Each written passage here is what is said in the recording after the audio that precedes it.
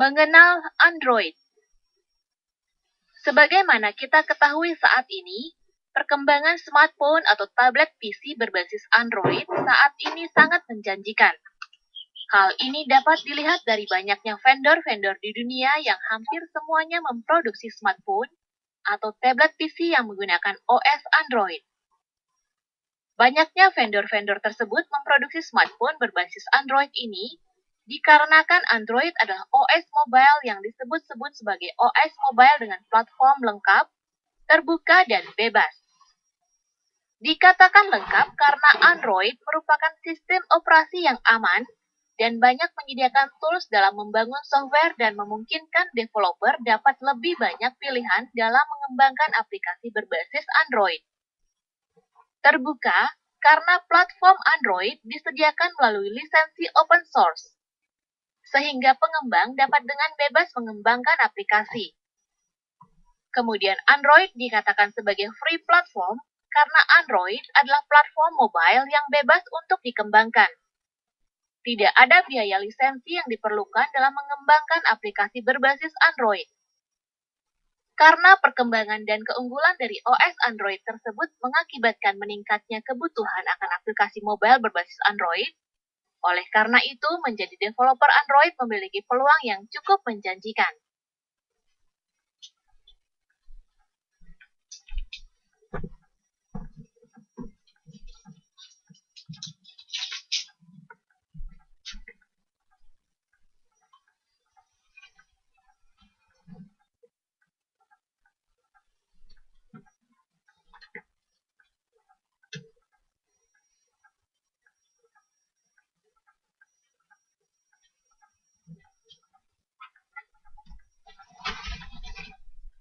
Ini merupakan video perkenalan OS mobile Android.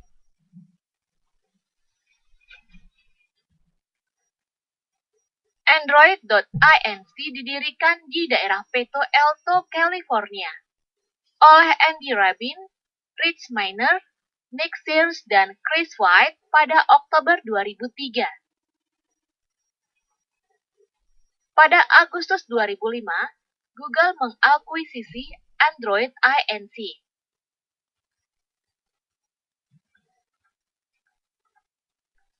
Kemudian, pada tanggal 5 November 2007, dibentuklah Open Handset Alliance, yang merupakan konsorsium dari 34 perusahaan, yang diantaranya Google, HTC, Intel, Motorola, Qualcomm, T-Mobile, dan Nvidia.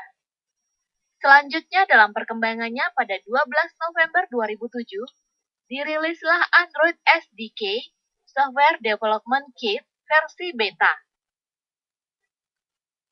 23 September 2005, dirilislah perangkat mobile berbasis Android pertama, yaitu HTC Dream G1, yang merupakan OS Android versi 1.0, di mana Android 1.0 ini memiliki fitur-fitur terintegrasi dengan Google Services, web browser, Android Market sebagai sarana untuk update atau download aplikasi, dan support multitasking, instant messaging, Wi-Fi, dan Bluetooth. Pada akhir April 2009, Google memperkenalkan update dari Android, yaitu Android 1.5 atau disebut Cupcake. Terdapat penambahan beberapa fitur baru seperti kemampuan merekam dan capture gambar yang lebih baik, lebih cepat dan presisi dalam penentuan lokasi berdasarkan GPS, keyboard pada layar yang dapat disesuaikan dengan sistem, serta mampu mengupload video ke YouTube dan gambar ke Picasa langsung dari device. Donut atau Android versi 1.6 dirilis pada 15 September 2009 dengan menampilkan proses pencarian yang lebih baik, memiliki fitur di mana kamera, camcorder, dan galeri yang terintegrasi, memiliki indikator baterai, support CDMA, dan memiliki teknologi text-to-change speech. Selanjutnya dalam perkembangannya dirilislah Android 2.0 atau disebut Eclair. Dengan perubahan yang dilakukan meliputi pengoptimalan hardware, peningkatan Google Maps, browser baru yang mendukung HTML5, support synchronized email, dan peningkatan fitur kalender. Pada 20 Mei 2010 diluncurkan Android versi 2.2 atau lebih dikenal dengan Android Froyo, di mana terdapat perubahan seperti widget New Tips pada home screen, support kerangka aplikasi yang memungkinkan penggunaan dan penghapusan komponen yang tersedia, support Adafruit 10.1.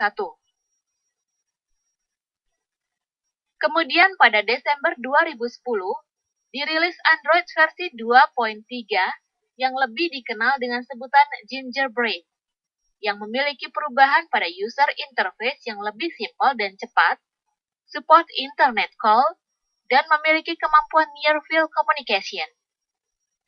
10 Mei 2011, dirilis Android 3.0 atau Honeycomb, yang merupakan versi OS yang lebih spesifik peruntukannya pada tablet dan device dengan ukuran layar yang lebih besar.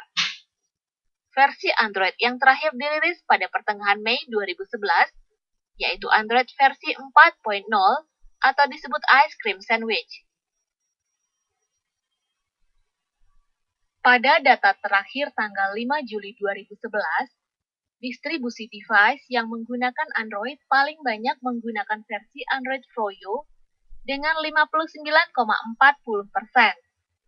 Disusul secara berturut-turut oleh Android Gingerbread dengan 17,60%, Android Eclair dengan distribusi 17,50%.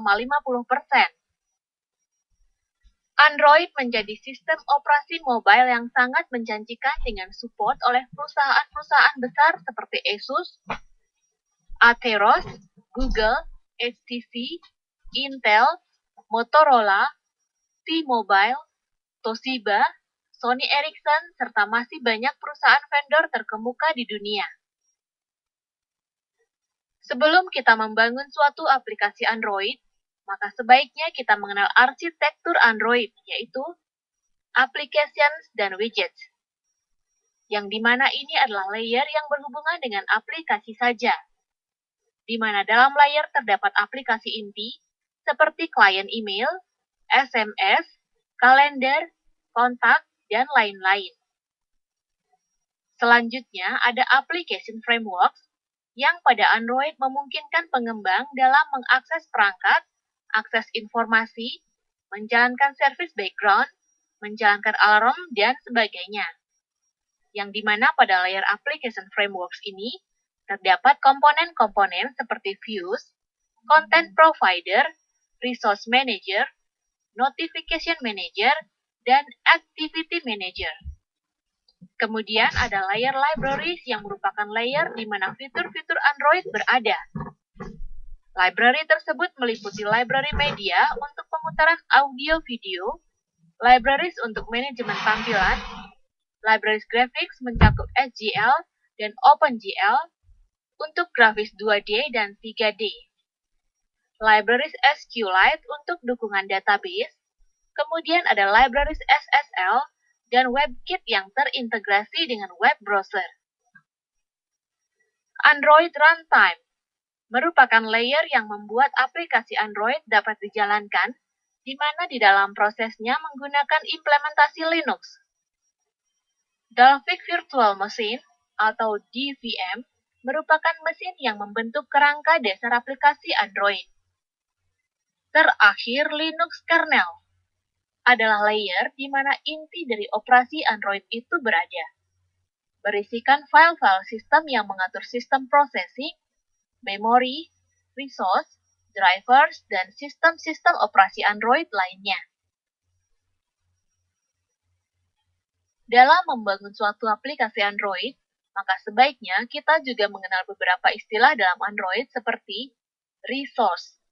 Segala hal yang digunakan dalam aplikasi Android yang kita kembangkan seperti teks, gambar, video, audio, XML, layout, dan berbagai sumber lain yang digunakan dalam kode sumber aplikasi Android. Semua resource yang dapat diakses di suatu aplikasi secara otomatis akan didaftarkan di dalam kelas khusus bernama R-Class. sehingga kita mampu mengaksesnya melalui R class. Activity merepresentasikan satu layar di Android dalam aplikasi. Pada intinya, sebuah activity mengendalikan semua kegiatan yang terjadi dalam satu layar yang tampil di perangkat berbasis Android. Dalam paradigma MVC, model View Controller, activity mempunyai peran sebagai controller. Dalam suatu aplikasi Android yang rumit, bisa terdapat banyak activity untuk berbagai fungsi yang disediakan aplikasi tersebut. View, komponen user interface atau UI yang terdapat pada satu activity atau layar. Pengguna berinteraksi dengan layar melalui satu atau lebih view yang terdapat pada satu activity atau layar. Suatu activity berisikan satu atau lebih view dan mengendalikan sebuah view dalam layar tersebut. Intent, kode yang bertanggung jawab untuk melakukan suatu proses dalam aplikasi Android, termasuk penggantian activity atau layar, atau pemanggilan aplikasi yang lain untuk interaksi antar aplikasi. Android Manifest.xml, file yang berisikan deskripsi dan konfigurasi umum mengenai aplikasi Android yang kita buat. File ini bisa diibaratkan sebagai deployment descriptor yang memberitahu kepada Android bagaimana cara memasang aplikasi ini di perangkat berbasis Android. Mengenal Android